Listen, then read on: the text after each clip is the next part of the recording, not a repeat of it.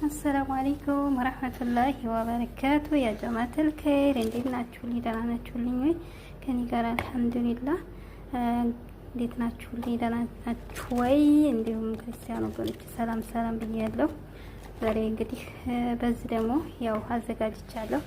እዚህ ጋር እየፈጨሁ ነው እላቸዋለሁኝ።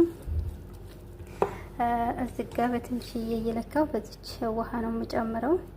ከዛ በዚህ በግጣሟ ደግሞ ዘይት ነው የምጨምረው። ከዛ አንድ ማንኪያ ጨው ነው የምጨምረው። ከዛ እንደዛ እያረኩኝ እዚህ ጋር መኪናው ጋር እዚህ ጋር እንደዛ አድርጌያለሁ። ከዛ ፈጫለሁኝ ማለት ነው። ከዛ እንደምታዩት እዚህ ጋር ነጭ ሽንኩርት ፈጭቻለሁ። እዚህ ጋር ጅንጅብል ነበር፣ ጅንጅብልና ግማሽ ቶም አድርጌበታለሁ። ከዛ እንደዚህ አደርጋለሁ። በጣም ያኔ ይጠቅማቸዋል፣ ለስራ አመች ይሆናል ማለት ነው። ያኔ እንትን አይደለም፣ አያንዘላዝለንም። ያኔ ምግብ በምንሰራበት ሰዓት ቀለል ይልልናል ማለት ነው።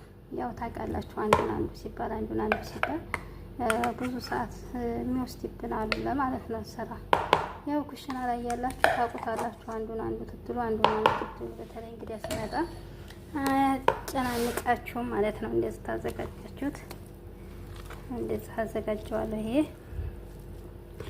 ከዛ እንዲህ አረንጓዴ እንዳይሆንባችሁ ጨውን አመጣጥናችሁ አድርጎ፣ ዘይቱን ደግሞ በምታረጉበት በግጣሙም ሆነ በምንም አመጣጥናችሁ አድርጉ ማለት ነው።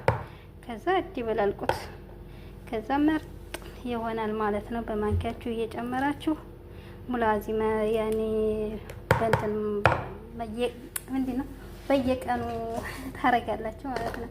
እና እንደዚህ እያረጋችሁ ማረግ ነው እላችኋለሁ ውዶችዬ።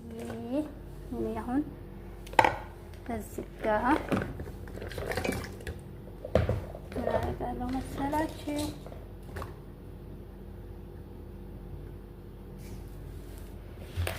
እንደዚህ ይሄን ጨምራለሁ።